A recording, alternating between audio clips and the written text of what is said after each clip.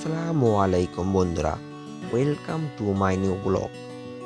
আশা করি আপনারা সবাই ভালো আছেন।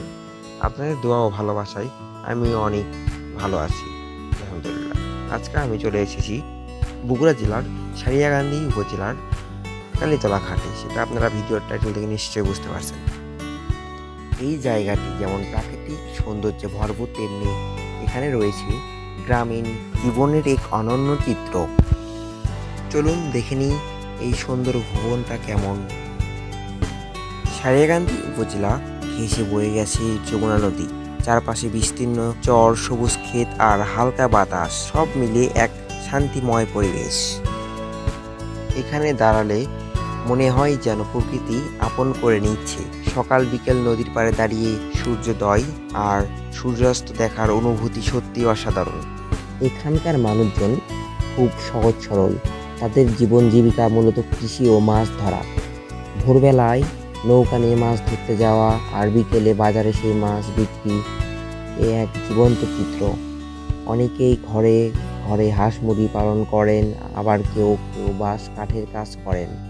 প্রকৃতি, মানুষ আর শান্ত পরিবেশের মিলনস্থল এই সারিয়াকান্দি ভবন। যারা শহরের কোলাহল থেকে একটু দূরে নির্জন নির্মল কিছু সময় কাটাতে চান, তাদের জন্য এটা হতে পারে এক অসাধারণ গন্তব্য।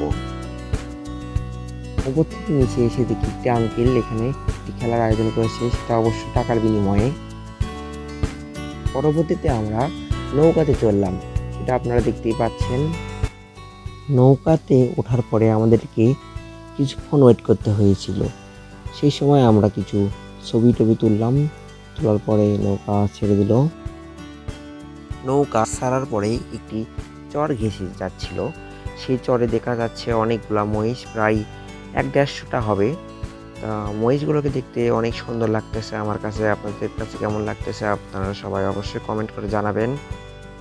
দেখুন কিভাবে তারা খাচ্ছে। এখানে আবার তারা গোসলও করতেছে। আমরা এখন যে নদীতে আছি, এই নদীটি হলো যমুনা নদী। এই যমুনা নদীটি সারিয়াকান্দি ঘেঁষে গিয়েছে। সো আপনারা দেখুন নৌকা থেকে চরের কি ভিউ আসতেছে, দেখতে অনেক ভালো লাগতেছে। এবং তার ভিতরে মহিষ, গরু, ছাগল আছে, সেগুলো দেখতে আরো ভালো লাগতেছে।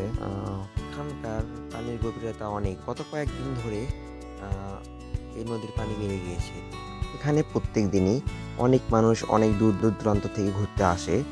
সেটা আপনারা এখানে এত গাড়ি ঘোড়া দেখে নিশ্চয়ই বুঝতে পারছেন।